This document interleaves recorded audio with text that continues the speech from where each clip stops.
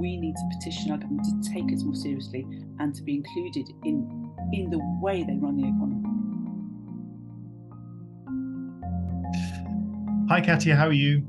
I'm very well, thank you, Russell. Nice to see you. Nice to see you too. Yes, and albeit remotely. Yeah, I know. I can see you as well. I've got my glasses on. It's lovely. Thank you for coming on the channel today.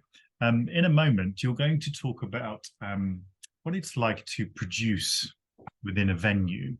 Because as most people know who watch this channel, you've produced inside the Royal Vauxhall Tavern for a long time. And programmed, yeah. So it was a split. Program. Yeah. Yeah, and also now you're off on your independent quest, and we'll get onto all of that in a little while. Yeah. But tell us about you. Tell us about, what's your background? How did you get where you are today, and what are you doing at the moment? Well, funny you should ask, Russell. Weirdly, I started in street theatre. So I trained at Rose Bruford College, Rosie Bumford School of Play Acting, as we like to call it, and trained in what was called popular forms. And so I trained in things like clowning, comedy, physical theatre, street theatre, and went straight into street theatre, and actually continued doing street theatre till about 2016, 17, from 93, 92, 93.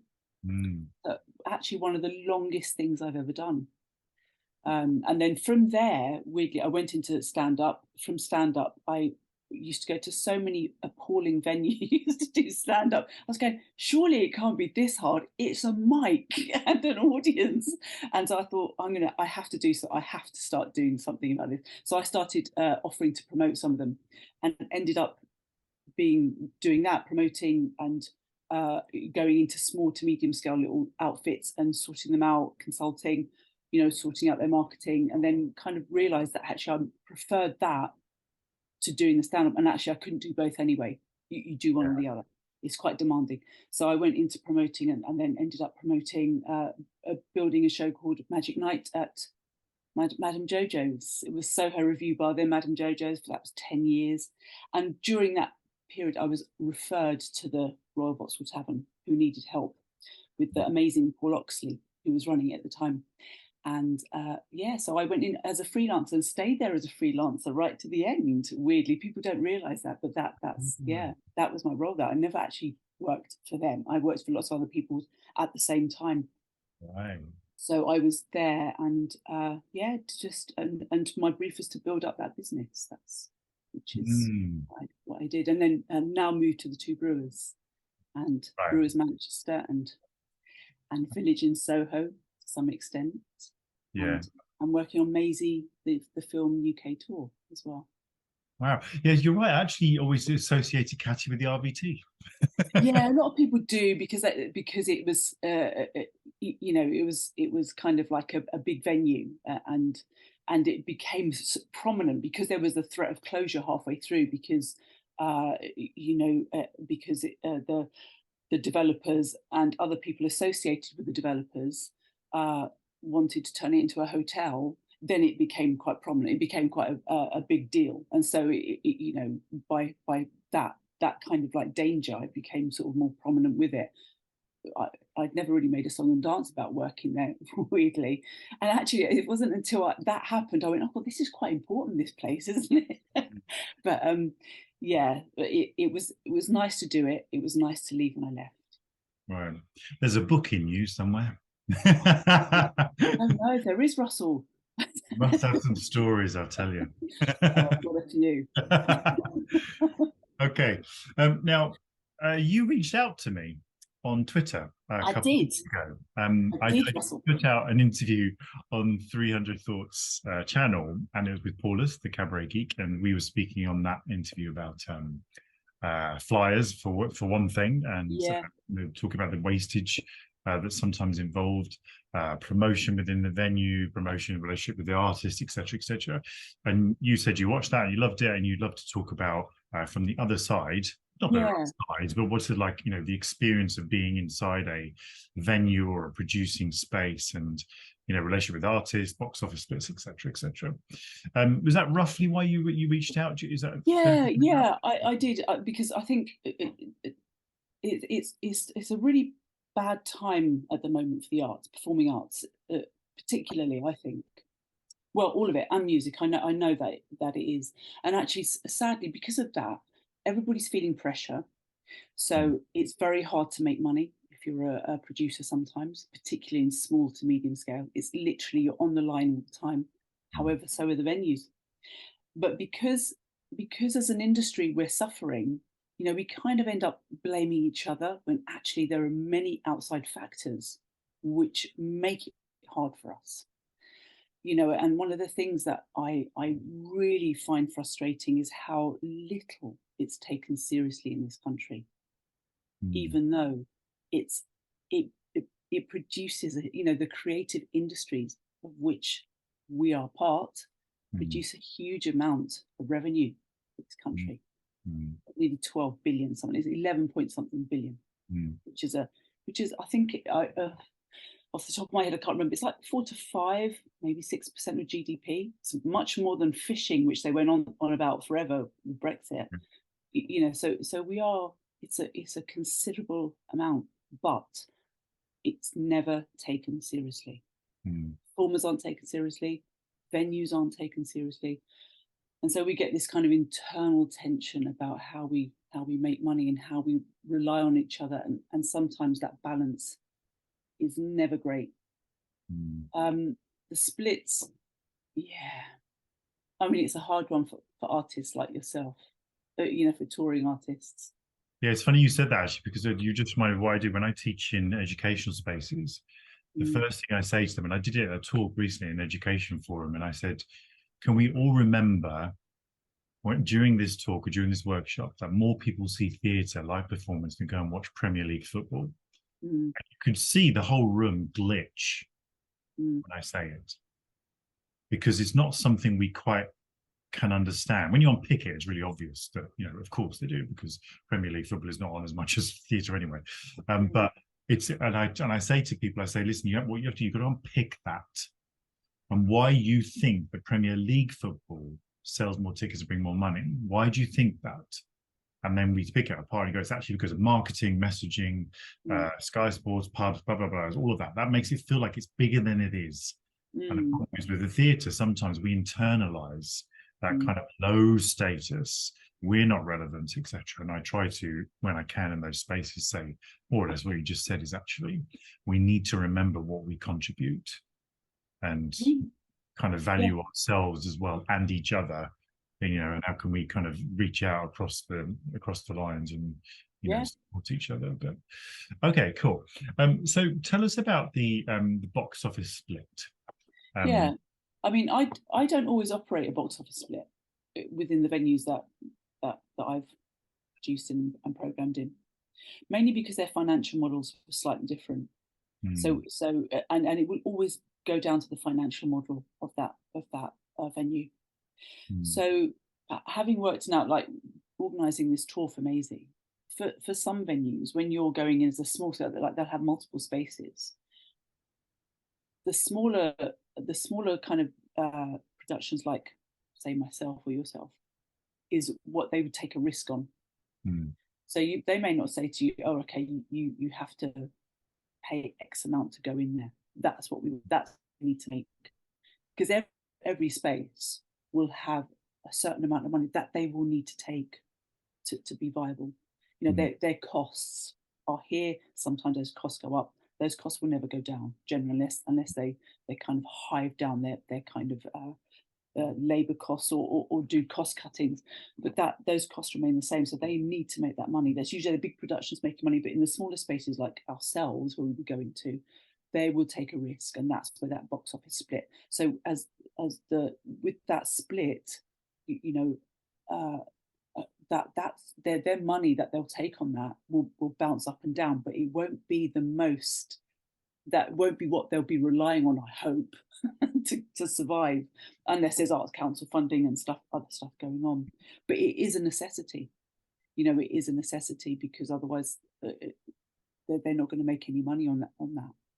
So within that split that they'll get, like say if it's, so usually it's like a 60-40, 70-30. Sometimes it's 50-50. I've heard of 50-50. It's not a lot, but it depends on what's happening with their financial model and how hard they're having to be.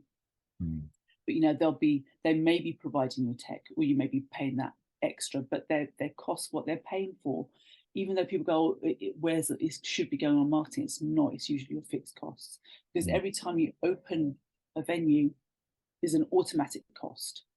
So your automatic costs of running it, the wages, the bills, the energy bills are like extreme.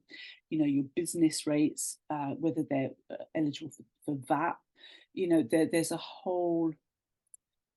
So with venues, sadly, that's the position. They have to do something. They have to take some money from it. Otherwise, how would they possibly survive? They can't give the space for free. Realistically, they can't.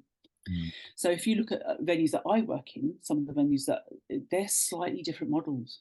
So theatre venues have this kind of their activities are very much related to those audiences going in at that point.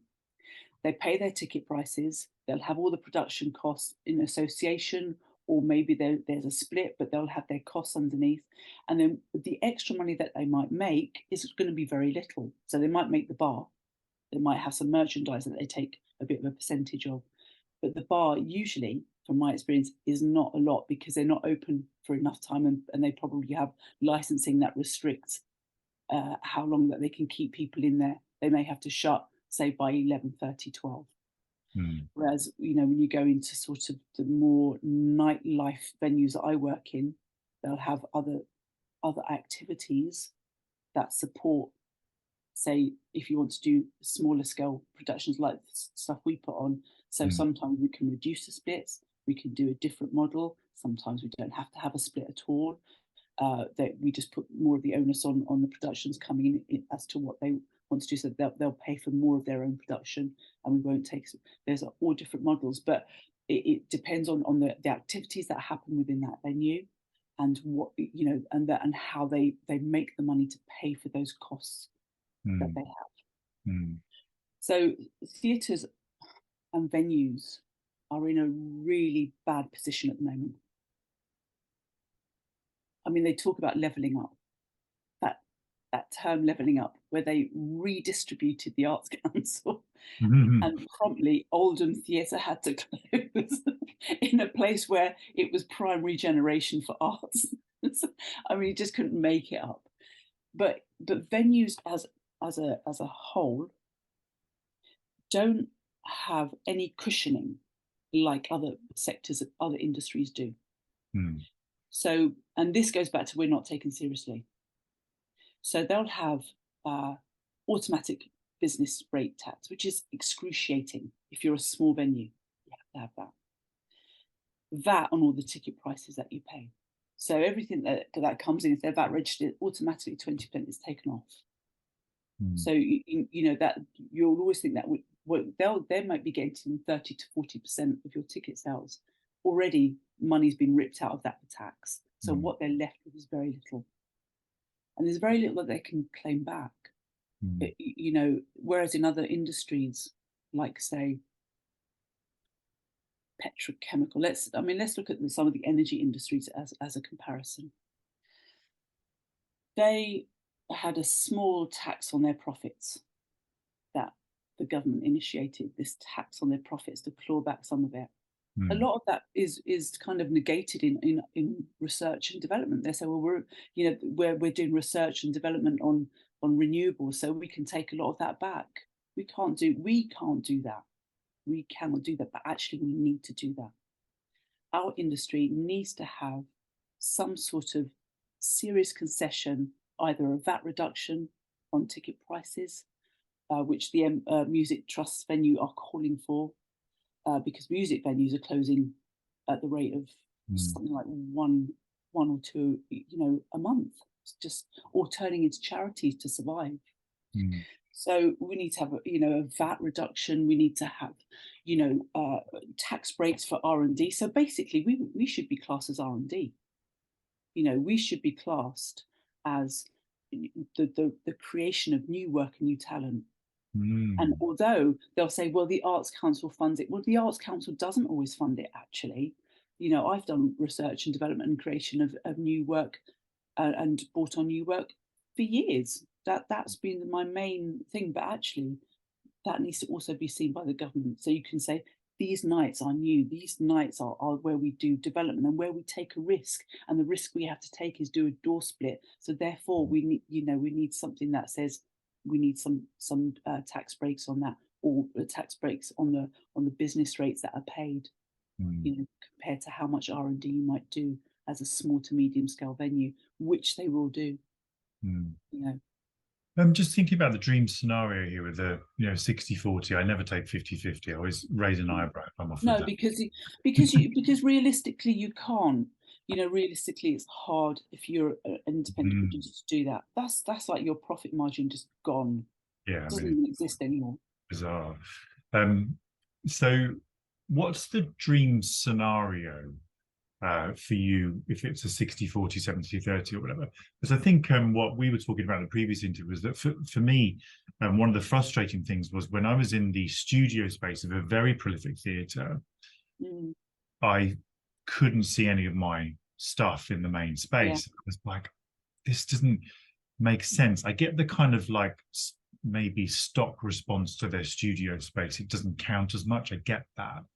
And I'm not sure I'm not equipped to be able to get them over that psychological, you know, barrier.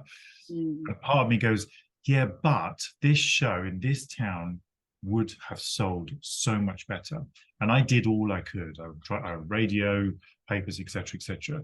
But so, you know, maybe I'm asking too many questions. But what's kind of the dream scenario for you, who programs and produces on those type of box office splits? What's your relationship with the artist as well? What's the dream, you know, combination to make all things work currently? Dream combination. So when things really work well, dream combination. It's not a dream combination because things change all the time. But the things that I see that do well, even if there's a split, are the things that are usually working cross country and being promoted well independently as well as the venue. Because you'll again have this kind of split. Yeah, I mean, for people like you go into, and I've heard this before, they go to the venue, they go, where's all the stuff that I sent you? What's happened? What did you do with it? Did you wallpaper your house? So and that does happen, and it's naughty. Sometimes I can see, because that's an economies of scale thing. So you put in one show, say 1 or 2 nights at a theatre somewhere, at a venue, and they might have a big show, but actually promoting and getting the word out will be exactly the same, but the economies of scale of yours will actually cost you more than that big production where they can go, right, we're going to do like 7 nights, but we're doing this whole tour, we've got a PR agent, and they're going to be working. The economies of scale are going to be better for them and worse for you. The dream scenario is when the good scenario is when the person doing it is also really hot on their own PR. That can't always happen because, again, your economies of scale, or mine as a smaller, you know, touring producer, are much harder. We can't do everything, and sometimes a PR agent is going to cost us an arm and a leg that we don't have any extra arms and legs to give out. This thing of, and I did very much agree with Paul and yourself, this poster stuff and flyer stuff, I can understand it in some places where I go to. Like, for example, when I go and see my in-laws, where they are, the age group is much older. They're not social media savvy. They're not on social media. You know, they'll still pick up the brochure and flick through the brochure. Or if they go and see the show, they go, "Oh, that's nice," and they pick up the flyer. So in some places, it absolutely works. In some places, in some venues, they just have not got their stuff together, and they need to understand that sometimes it's not going to work, and they need to move to a more digitalized marketing and invest in that much more heavily, and work with people to do that. And sometimes they haven't done that. So when I look in some theatres, you're like, oh my God, you still just got a Facebook profile. You know, you haven't got Instagram. Your Twitter's kind of a bit rubbish, you know, and you're not on any other platform that's going to bring you a newer audience. So I know I say TikTok and people go, oh my God, but TikTok is here to stay. And that's your next audience coming through right there. You know, they're coming through, and they use TikTok, and they use, you know, what's the other one that they Snapchat, which is probably not as much, but it's there and it's growing. And they use YouTube, the number one social media platform. Yeah. It's always forgotten. YouTube always feels a little bit like a charity shop, you know, search. Yeah. But actually, it's still like Trump's Netflix, everything. It's the biggest one. So get on YouTube.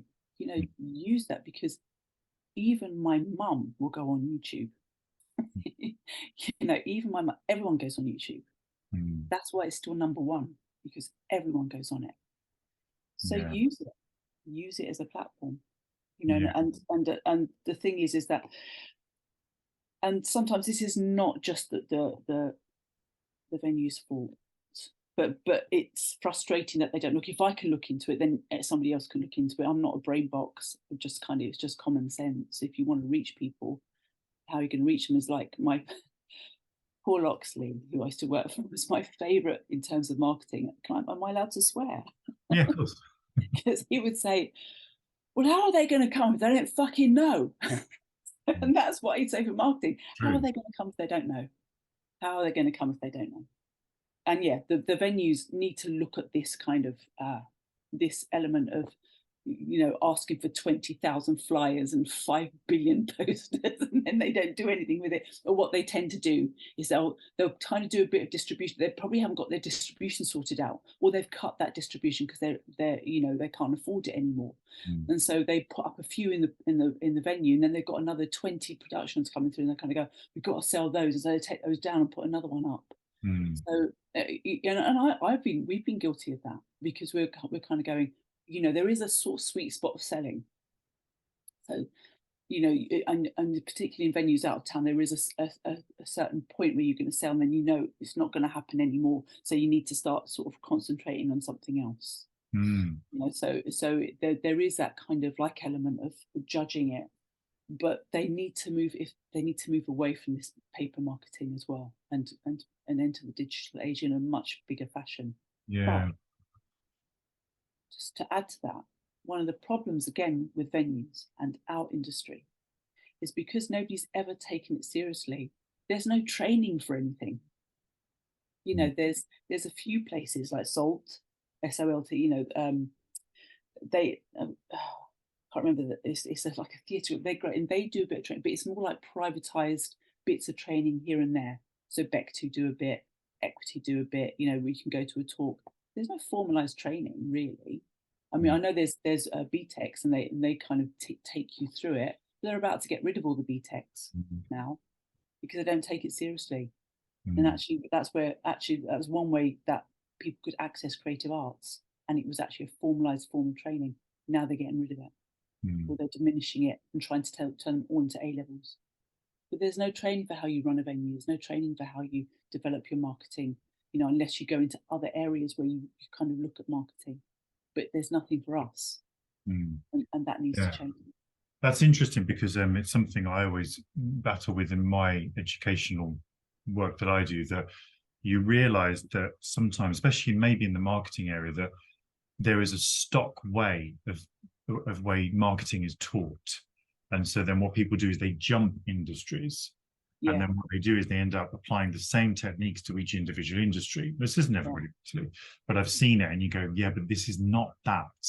And you feel like it's more of a robotic response than actual, like an organic thing, which is what I think we're alluding to here, that we've got to get a bit more bespoke and also to readjust.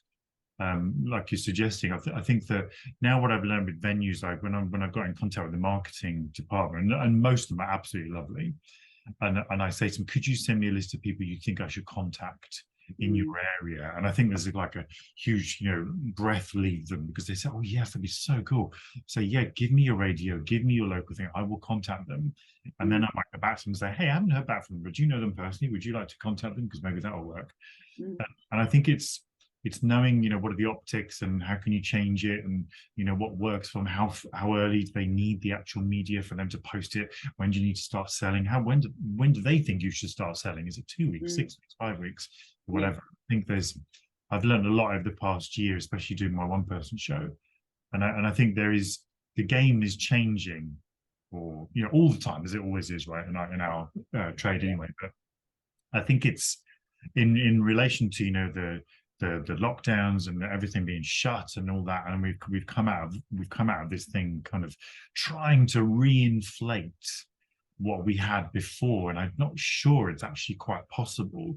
I think if we ever get back what we had before, in very common, that will come in a couple of years' time. We're still too fractured and still too injured, really, and it will. I do believe that it will, because live art always survives, right? But I think I've definitely felt the need to kind of be swept with the winds a little bit, and realize that that's okay, that's what's going on, but also respond organically if I can in the promotion. And it's definitely going to things I would never have thought of before.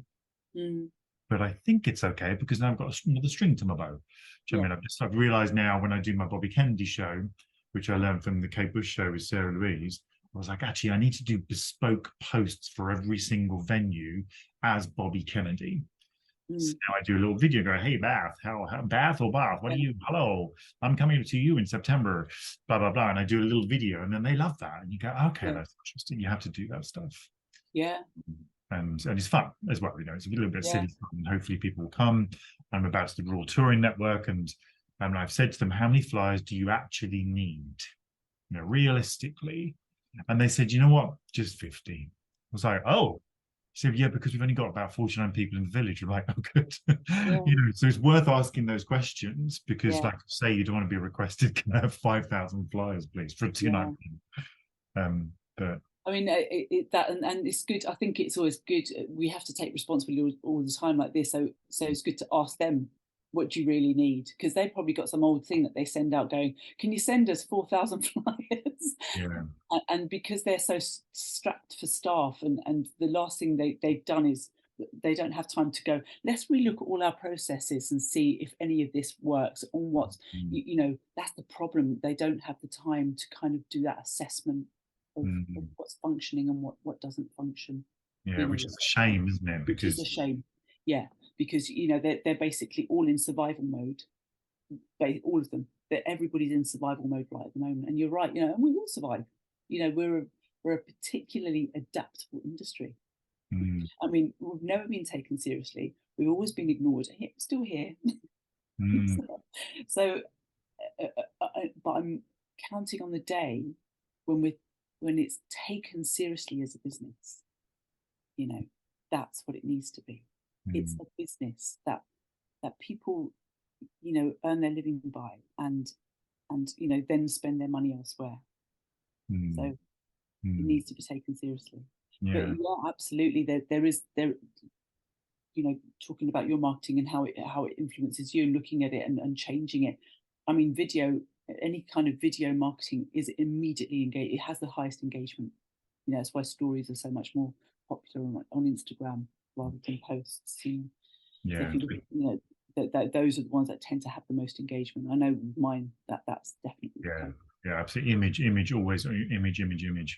Twitter, or now X, they really felt the burn of Instagram. They felt that burn, and the reason Instagram works is because it's the image, isn't it? It's photos, it's image, it's brand, it's that. Okay, cool. One last question then. Seems I have a programmer in the room and a producer in the room.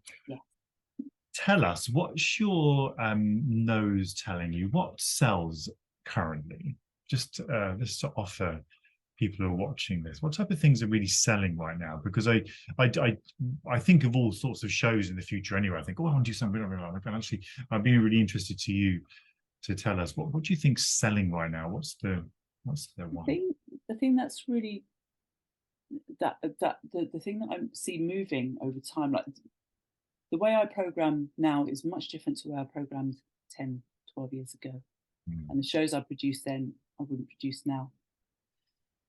But anything that is interactive or involves the audience, or the audience is part of or involved in some way, that sells. That is very much a social media thing. That's been the biggest change, and I know it's social media, because social media puts everybody at the center of their world, and it's important in the, I see this in performances when the audience isn't then able to be part of it. It's very popular. It does really, really well, and this kind of flips back slightly to the debate that was being had quite recently with big theatre musical productions, where people were behaving very badly, Russell. Everyone in the audience. They were going and starting fights. so I mean, and that is a sort of a really interesting one, because they want to be part of it, but the old ways of doing theatre is like you can't be part of it. But actually, they might need to move more in somewhere areas. Some show they may need to move more to that model and embrace that, so that you somehow embrace it and can control it better. You can do. What? Yeah, that's interesting, because it's something that I think I got frustrated with when there was a certain musical that put a sign up outside saying, "Please don't sing along," and I'm like, "What are you talking about? You're using this famous singer's back catalogue. You're purposefully courting a certain market to come into town, have a dinner, have a glass of wine, and come and enjoy. And of course, they're going to sing along." Yeah, I know. And I've had this discussion with a lot of people. Some people really disagree with me. Some people agree. I'm having been at the tail end where people are always a part of it, and I know that is the stuff that's really working at the moment. And I can name a few productions that I know that have done really well off the back of that, where it's interactive and the audience are very much part of what happens. Pantos are a big thing of that. That's why they're so big again. I really think that's why they're so big again. It's because they literally, the audience is is the next bit of cast. That's the connection. Yeah, the cast member. But yeah, I think these big musicals, these sing-along songbook musicals, need to resolve how they deal with this. They can't go, "Come and join the party," and they go, "Yeah, but don't party, okay?" But I mean, yeah, there are types of behaviour that are unacceptable, and abusing staff is just don't do it. And if that is an automatic boot up the backside and get them out, to me. That's, you that's don't not singing along. Yeah, I think actually singing along, I think that's not so bad, but some actors who train and go, "No, you're going to listen to me." But I don't know, it's a tricky one.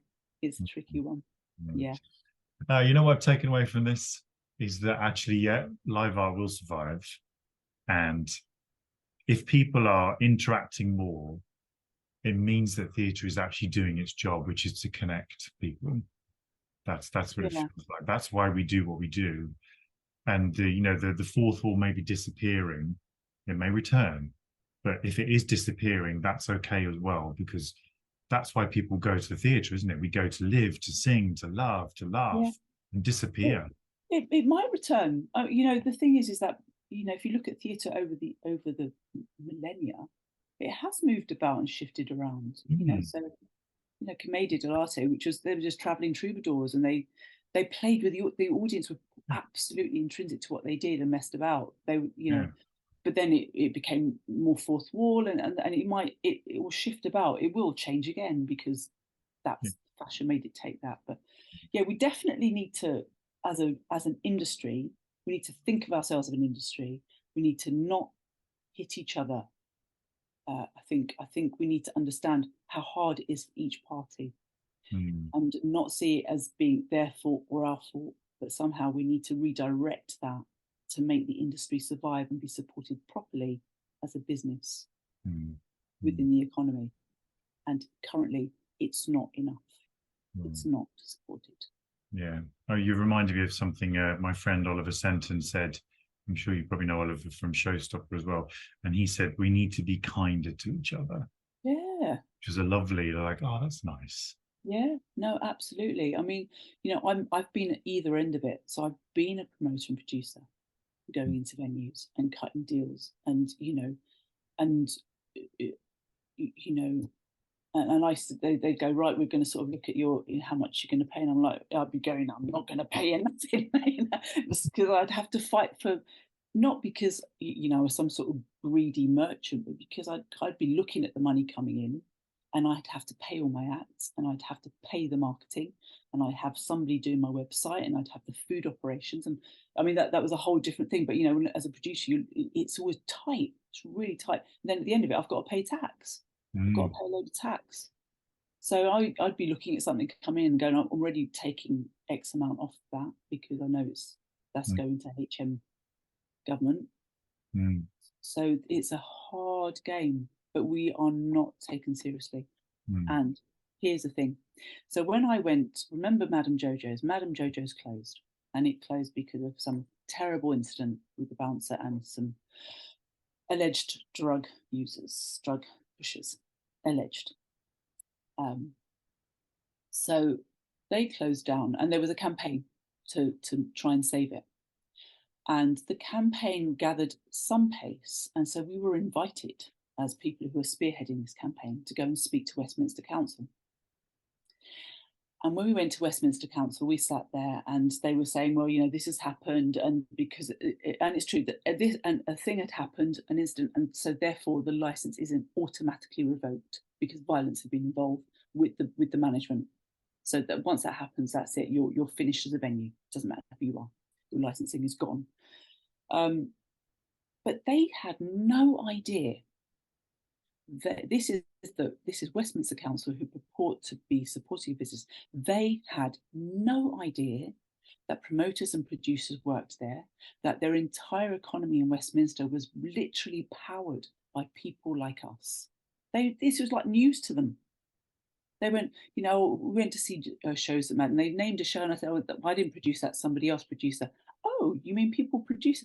Yes, we're all producers, and what you've just done is literally halved our income overnight.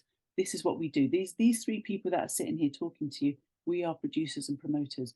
We create the shows that go into these venues, that bring the people, that create the, you know, the revenue, that pay the tax, that pay your council bill.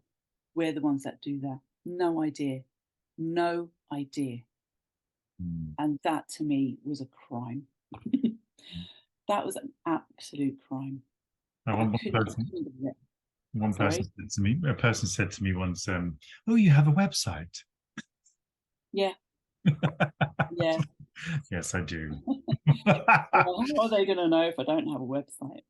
Yeah, there's another interview in this. Yeah, there is, honestly, my work has been called a hobby. It's a nice hobby you have. Yeah, a hobby that pays the mortgage. Yeah.